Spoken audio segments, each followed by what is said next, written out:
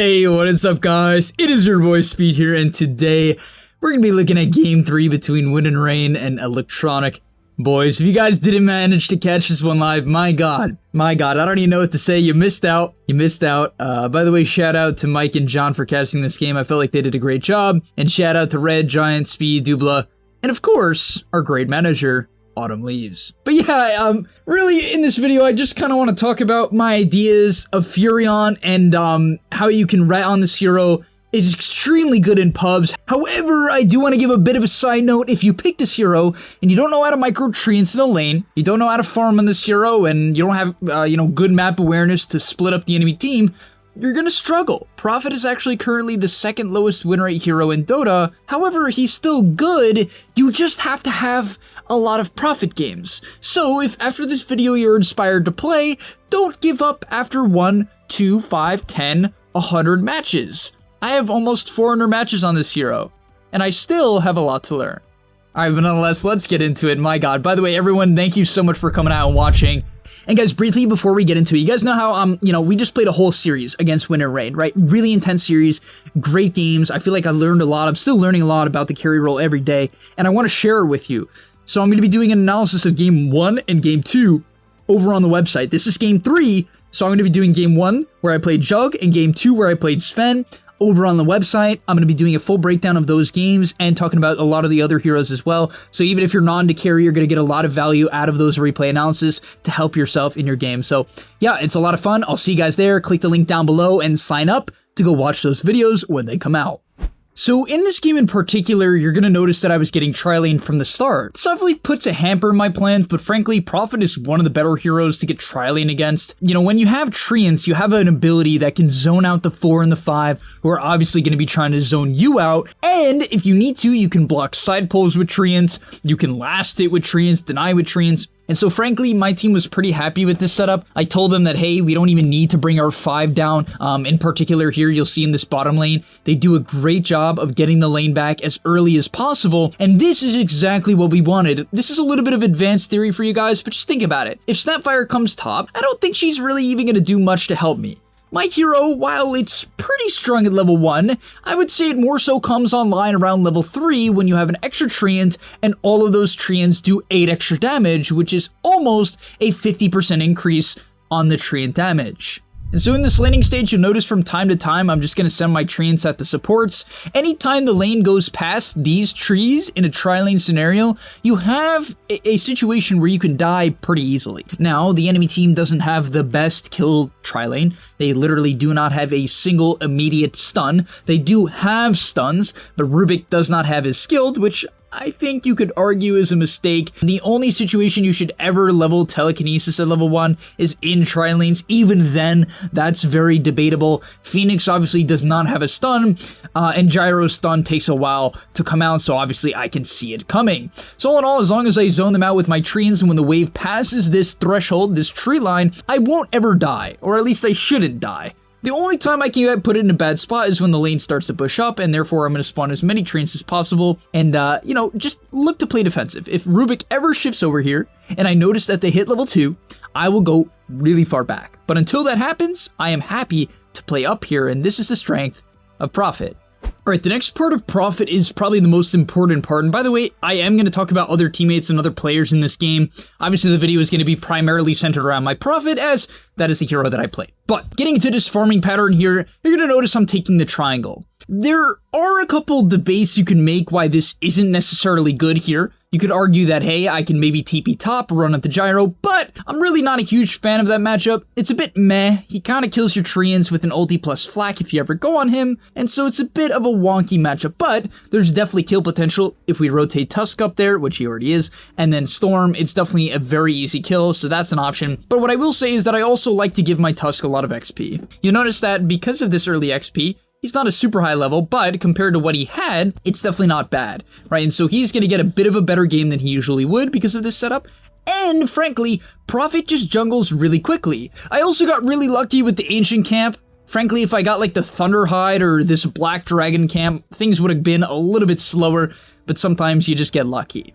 The main thing I want to say though is that do not over force things with Prophet. do not overforce things, okay? You notice here, I TP back to base, my team is fighting, I'm just simply summoning treants, pushing out mid, and worrying about my later timings. I obviously did not have the best start as I was originally tri-lane, and so I couldn't play exactly how I want. I felt like I had to leave the top lane at some point in the lane, and therefore, you know, the game wasn't perfect for me, so I'm really focused on getting towards my timings. Now, I go for an item build that is definitely the most popular, but I do want to briefly talk about it. So, I go for Orchid. You know, there's also the Witchblade Maelstrom build that a lot of people are going, and the reason why I go Orchid this game is I will always go Orchid in games where I feel like it makes it easy for me to split push. What I mean by that is, let's say for instance, Mars or Batrider rushes a Blink Dagger. If I have an Orchid, I can TP in and kill them, number one, and number two, if they were ever to run at me when I'm split pushing, even later into the game, it's going to allow me to keep myself safe. Right, it will allow me to keep myself safe, and therefore that's the exact reason why I go for Orchid in this game, even though my Storm is buying one. There is a little bit of theory, I was even talking to my friend about it, where double Orchid is a little bit questionable, and I fully agree with that, right? Because if the enemy team buys Dispels, well, you know, they have the answer to your team comp. But in the early game, no one really has a Dispel, they probably won't be able to afford one, especially if that's not the original item that they were going, and therefore, in my opinion, it's actually quite good. Now that I've talked about my early game theory, let's get into what you guys are probably really here for, which is what I do in the mid and late game to split push and nearly win this game alone, even though I literally almost threw late game. I mean, it was, woo, man. Yeah, I made some questionable decisions. We'll talk about every single decision though. So, first things first, the key to profit is to know when to not TP in a fight, because your hero does not man up well, right? Prophet doesn't have a single built-in spell that lets him fight someone well, unless they're a hero that is melee and can't get out of Sprout. Okay, yeah, then you technically man up well. But other than that, teleport doesn't do anything, treants are meh at best. Your ulti, yeah, it's okay, it's definitely not God Strength or, you know, something like Rocket Barrage and Flat Cannon, but it's definitely a decent spell. Nonetheless, you don't fight too well, right? So what am I constantly looking to do? You see right here how my Storm and my Snap are dead? This immediately puts into my brain the idea that I need to look to cut whatever wave I can. Now, in order to cut the wave, you have to look at the clock. So right here, I look at the clock, I say it's 30 to 11. The other option you have is to look at your own creep waves. We see how I have a creep wave at this tier 2. That means at about their tier 2, they'll have a creep wave, right? Approximately. I typically look at the clock, it's simply what I'm comfortable with.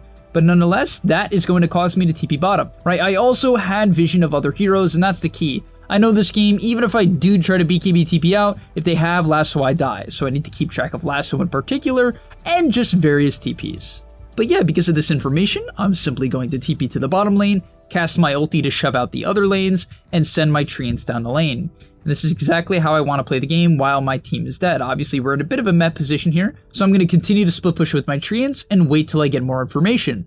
A lot of people right here would do something stupid, and I mean that. They would probably hit this camp, or hit this camp, or TP to their camps, but at the time, I didn't know where they were. They weren't smoked or technically doing anything, but I didn't know that, and I'm not God, so I don't do anything.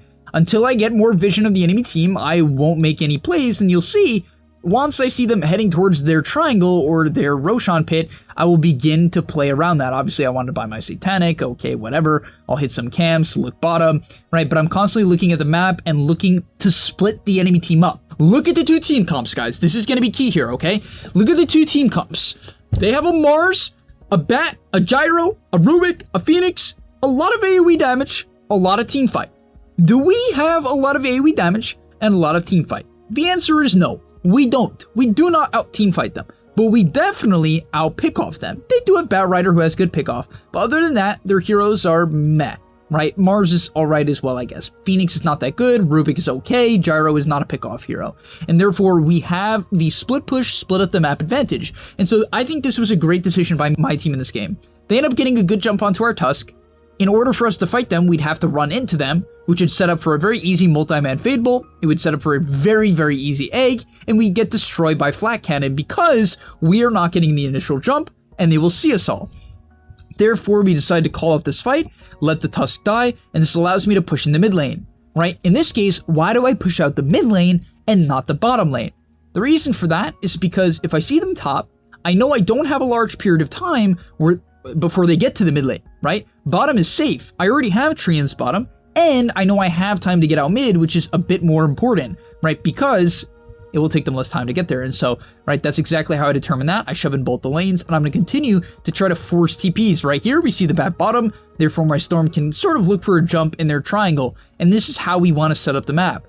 Force someone bottom, look for a kill top, and or vice versa, and sort of rinse repeat. Another thing I'd like to note in the late game is that split pushing is all about the side lanes. Pushing in mid lane doesn't really do anything for the most part when it comes to like taking objectives or ending the game, because the enemy team is always close to mid because it's mid, right? And therefore, if you're not sending Treants down the side lanes constantly, you're probably making a mistake, right? If I was to send them down mid, someone's going to address it, and it's simply just not going to do that much. And so you'll see very little of my TPs are going to go mid because they could catch me and easily kill the Treants. And so my whole gameplay is going to revolve around the side lanes. And anytime you're any sort of split pushing hero or just someone trying to get farm, you should have the same concept. Mid is dangerous. You only push out mid if you know for a fact it's safe. Other than that, at this point of the game, I'm really just trying to farm 25. Like, I mean that. I'm still summoning Treants bottom, right? I got my shard, I got my 15 Treant talent, I got my cooldown talent at level 20. Like, this hero has everything going for it when it comes to split pushing. But really, the 25 is where things get spicy. Really, when you hit 25 on this hero, it is so dumb. I will click on the greater Treants, and you guys will be shocked how much damage and HP they do. It is so dumb. It is so dumb. But nonetheless, I'm still looking for fights. Right? My team wanted to go in here. You still can fight as this hero. And my goal was to fight. I still had fighting items. If I wanted to only split push, I probably wouldn't buy a Satanic, even though it ends up actually coming in use when I split push later on.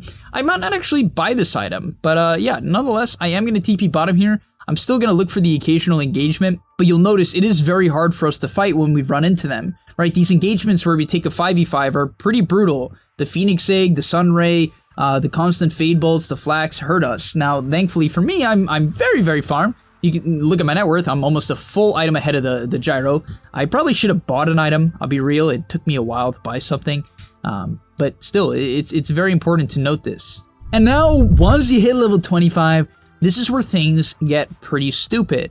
You'll also notice that my neutral item is not a right-click item, which might seem weird, but it's a quickening charm. An extra bit of CDR, it really does make all the difference, you know?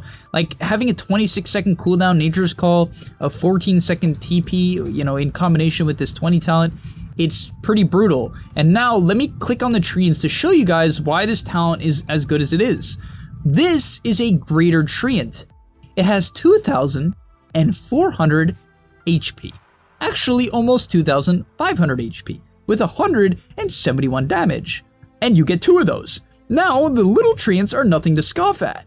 They are 1,375 HP with 105 damage. And you can see, I got a lot of those Treants, right? In fact, I have 10 of the small Treants and 2 of the greater Treants. The greater Treants do not replace your small Treants. They're simply added on top of your lesser Treants. And so, yeah, look at this tower. Look at this tower. I'm not even in AC range. I'm literally not in AC range. I have no Deso applied. No AC aura, no drums, and it nearly dies even with the gyro coming to defend it. And you could see why I think this talent is broken. By the way, the Treants feed almost no gold. What was that? Like, he like cleared all those Treants. You're probably like, oh my god, that's so much gold. Like, how much is that? Like, it's probably like 70 gold or something like that. It's so funny how little they give. It's like 8 gold each. It's nothing. And so really feeding Treants, it just does not matter. It's like 1 CS in the late game to kill 12 Treants. And so you can just feed them over and over again, and it does not impact the game. I mean, slightly, obviously, but nothing that really matters. And so over and over again, I'm going to be pushing in the lanes. Now, here, I really put a focus on top. Why? The reason why I put a focus on top is because I need to take out this tier 2 top. If I do not have this tier 2 top, I can't put the pressure I need on the tier 3s to force rotations. Now, funny enough, I didn't even end up getting the tier 2 top to the point where it mattered, but in most games, you would. Right? Because you want to be able to put pressure on both of the side lanes in order for you to be able to put as much pressure as you need to end up taking a Rax without ever putting yourself in danger. And so yeah, as the game started to slow down, you'll see my team was getting gun on mid. And basically, anytime I see 2 or 3 heroes, I'm just going to TP in, especially the Bat Rider. That's the key, right? I know I'm mentioning Bat Rider a lot, but the BKB lasso, right? The fact that I can't BKB TP out is the biggest threat. And so over and over again, I'm going to be pushing in the lanes. Unfortunately, I don't even know really what happened here. Funny enough, I'll actually take a quick look. What even went wrong here? So looks like we overcommitted an ulti. We still kind of wanted to go in. Looks like they got a jump onto our Tusk. We tried to save him. Yeah, it's just a bit of a tough fight. I guess maybe a spear. No. Yeah, just a tough fight. Also looks like we didn't get a spear link. I mean, a link onto the gyro. And therefore, yeah, that fight is just, it's just a disastrous fight, right? It's just a horrible fight. It's also 4v5. There's no way I TP into this, right? My Tusk dies to start. Storm has to have some meh jump. We do have this Aegis, but even Razor couldn't get the jump he wanted. And so instead, right, I immediately start getting in the lanes, and you can see I straight up took their bottom racks with Treants, and I actually could have fully committed. I didn't realize at the time, so I was a little bit afraid they'd TP back, but even here, it's funny, I realized how slow I was. I actually could have won the game right here. I know it sounds funny, but if I buy a Drums or a Deso, the game ends right here. I also should have swapped in my Illusionist Cape because it gives 6% extra damage to all units, which means my Treants. And so I made a couple of mistakes here that I'd like to talk about. It's really funny. This play ends up going like pretty well, but at the same time, I could have won the game, which seems pretty crazy, right? Considering they have 2 tier 4s and a full HP throne, right? And I could have won. So my options here, let's quickly go over them. Number 1, switch an Illusionist Cape. Number 2, Deso. Number 3, Drums, right? Even both of those. I ended up going MKB. This was to kill the Butterfly Gyro. Just as a side note, I did not expect to split push the entire game. That was not my sole goal, but it ended up just going that way, and so you got to adjust. But yeah, I could have swapped Drums, neutral item, Deso, and most importantly, I really do mean this. Most importantly, I popped my BKB really early. It was a panic BKB. My team was definitely stressing out a little bit. I was stressing out quite a lot. And so I popped my BKB mad early. Like Rubik, even if he lifts me, who cares? He didn't even have it from the last fight, right? So I really did not need to BKB. It was a complete waste, right? The BKB literally did nothing. And so if I saved that, they would have ended the game, right? If I saved it until I walked over here and started hitting the throne, I think we would have just won. But on top of that, right? No Drums aura, no Illusionist Cape aura, and fortunately for them, they have heroes that kill Treants. If they didn't, they would have lost. But both of their supports killed Treants, which is kind of a bummer. Right, Fire Spirit, slow the attack speed, Fade Bolt ruins the attack damage, Mars has a way to deal with them to some extent, and then they have a Gyro who can eventually clean up. But you can see it was really funny. I popped my Satanic, I full healed, and I was just running away. They couldn't kill me, they had no damage left because they had to use all their spells on Treants. And yeah, you can look at the, look at the throne. This is me playing this at I'm gonna play it at 0.5 speed. Look at the throne HP. This is 0.5 speed. Keep this in mind. Right? 0.5 speed. If I had a Drums or a Deso, it would have died.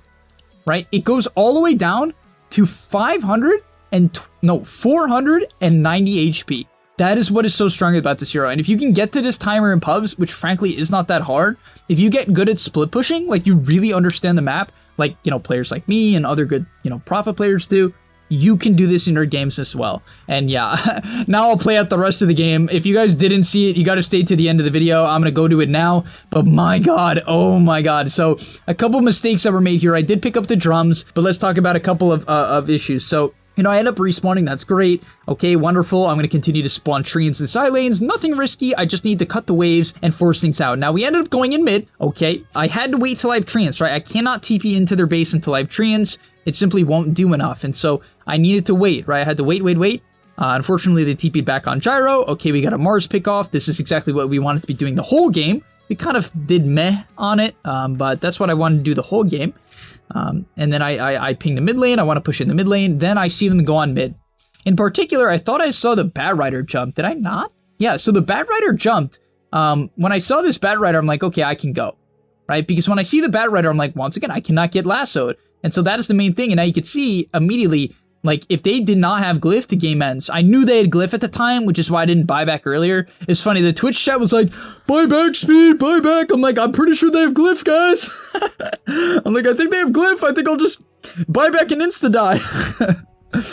So I didn't do that. But funny enough, even through this, I ended up taking it. But once again, it's a good idea for him to Mars Arena. Obviously, I stepped inside, but yeah, they just had ways to kill the Treants. Funny enough, they couldn't fully kill him, but yeah, it's just a couple stuns. I did have the Satanic again, which was comically keeping me alive for a long time, but it wasn't enough through the Glyph. It just simply bought too much time, and yeah, that was an overcommitment. I shouldn't have made that play. I should have just summoned Treants, forced them back, and probably looking to take their top racks, right? I could have just summoned treants on the top racks, and literally it would basically solo kill the range racks before they could react. I'm not kidding. It would actually just take it before they could react, and that's what I should have done. But now I put my team in a situation where I didn't force any glyphs, right? I could have maybe forced a glyph on their racks, but I didn't do that, so I didn't force a good glyph. I could have forced glyph before, like, all-inning, and now I felt like, oh, I have the buyback. I'm like, okay, they have no glyph. But right here, I make another mistake. I buy back. I should have bought a Deso. I should have swapped out, like, Orchid or something, right? Like, I don't know why I wouldn't. I should just swap Orchid for a Deso insta, and then I didn't spawn my Illusionist Cape, and we were not, well, I didn't realize that the Battle Rider wasn't there. I kind of looked at the map. It's like a billion heroes conjumbled. So I'm like, oh, Battle Rider's there. But my team didn't make the call. I didn't realize. And yeah. He bought a refresher and lassoed me. I think I knew he had no lasso, quote unquote. I didn't know he had a refresher, obviously, but I did not spawn my Illusionist Cape. I did not buy a Deso. And I should have TP'd in here. If I didn't TP so close to their base, he couldn't have dragged me this far in. I think even if I was here, it probably would have made it just because of how fast he is, but literally I almost killed it through the back door. If I was able to stay alive and provide Deso plus my Illusionist Cape, yeah, we would have won the game. So frankly, once again, I think I could have ended the game there, but that's the thing, when you're panicking and, you know, it's a high stakes game. This is game 3, right? We're both 0, I think we were both 0-2. Both teams were struggling, like we really desperately want the win, and you kind of just make some mistakes. Even though I think it's like both of my plays were fine, I just think that, you know, you make a couple of mistakes that completely change the game, and that's the difference between being like a 9K, 10K player and, you know, maybe someone like me who's a 7.5K more player. There's differences, and it's a lot of small stuff, right? It's a lot of small stuff. It's what separates a 3.5K and a 4.5K player. It's the small stuff, guys. It's the stuff that's hard to see until you play like a million games and make a million mistakes. You're not going to see a lot of this stuff, or I guess watch my videos and get a gameleap sub. But yeah. They ended up going on my snap. They caught out my snap. Unfortunately, we kind of like ended up slightly overcommitting. But yeah, Giant made the call here. I actually want to see when he bought it. When did he buy this axe? Oh my god, he shipped it to him right there? What a freaking beast. Damn, that is such a heads up play. Holy. Alright, Giant freaking god. Look at this. He buys an axe. I think he gets... Oh, okay. He took, okay, no, he took 80 attack speed. That's actually correct. I was about to flame him, like, because he bought axe, but no. Of course you take 80 attack speed here, because you're only hitting the throne, so that is 100% the correct decision too. And yeah, he kind of just YOLOs it in. He just walks it through, pops his BKB. He was getting slowed there, so I think his BKB, while you could maybe think it's early, I think it's correct there. And yeah, Eye of the Storm plus Red 2 on the Storm Spirit. Get it? Double Storm combo. It did enough. They committed everything on Storm, which I think was definitely incorrect. They probably just didn't really think like, oh, Razor bought an axe, because he didn't have axe the whole game. So once again, they're panicking, we're panicking. No one can think straight, right? Everyone's panicking. And so I think they focused the wrong guy, right? Storm doesn't really do any building damage, but Giant does. And he was able to blink across there. I don't know how. And end the game. Oh my god. Guys, I literally screeched. We all screeched. I think basically my whole team like yelled as we won that game. Oh my, I cannot even tell you how happy we were. At least I know I was freaking dying. Like, man, it was quite the feeling. But all right, hope you guys enjoyed that. I'll see you in the next one. And by the way, for everyone who stayed to the end, you're a real one, and I just want to let you know I'll be doing Game 1 analysis and Game 2 analysis of this series on the website. And so yeah, thanks for watching. I'll see you in the next one, and I'm out. Peace. And that's all, but remember, before you leave, come on, before you tune out, subscribe to the GameLeap website, where we are going to help you get to the next rank. If you're stuck, click the link down below, and I'm out. Peace.